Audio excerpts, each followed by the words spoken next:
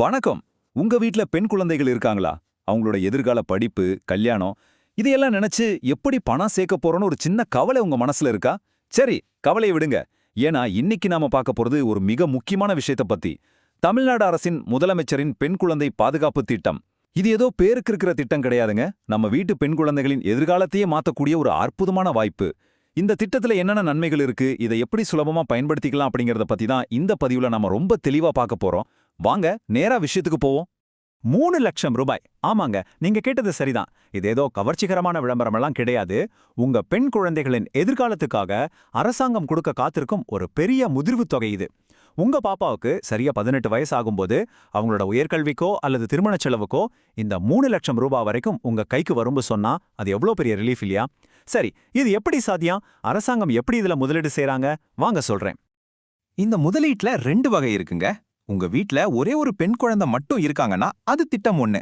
அந்த குழந்தையோட பேர்ல 50,000 ரூபாயை அரசாங்கமே ஃபிக்ஸ்டு டெபாசிட்டா போட்டு அதற்கான ரசீதை உங்ககிட்ட கொடுத்துருவாங்க. ஒருவேளை உங்க வீட்ல 2 பெண் குழந்தைகள் இருந்தா என்ன பண்றது? அதுதான் திட்டம் 2. அரசாங்கம் அந்த 50,000 ரூபாயை 2ஆ பிரிச்சு 2 குழந்தைகள் பேர்லயும் ஆளுக்கு 25,000 ரூபாய் வீதம் தனித்தனியா டெபாசிட் செஞ்சுருவாங்க. செம சிம்பிள், கரெக்டா? இதுல இன்னொரு சூப்பரான விஷயமும் இருக்கு. வெறும் இந்த ஃபிக்ஸட் டெபாசிட் மட்டும் கிடையாது.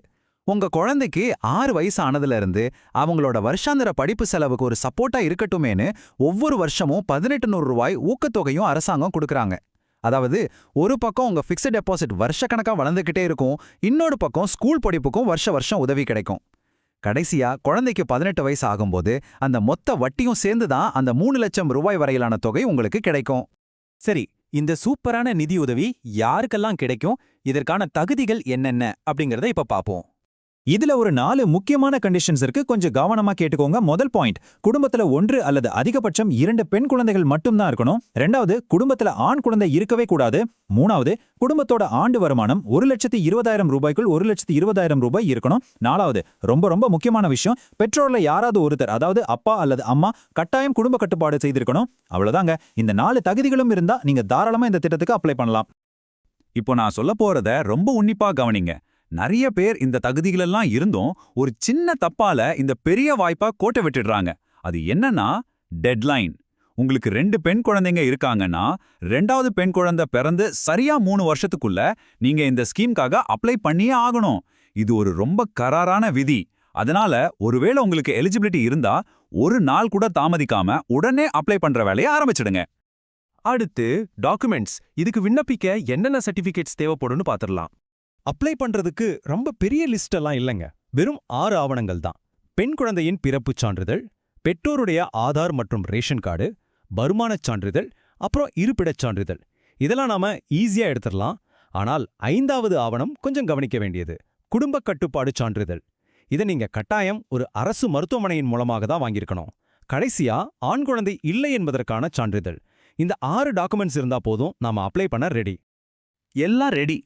இப்போ எங்க போறது, எப்படி அப்ளை செய்யறது, அதையும் தெரிஞ்சுக்கலாம் வாங்க. ப்ராசஸ் ரொம்பவே சிம்பிள்ங்க. கவர்மெண்ட் ஆஃபீஸ்னு பயப்பட தேவையில்லை. ஸ்டெப் 1, நாம முன்னாடி பார்த்த அந்த 6 டாக்குமெண்ட்ஸையும் ஒரு ஃபைல்ல எடுத்துக்கோங்க.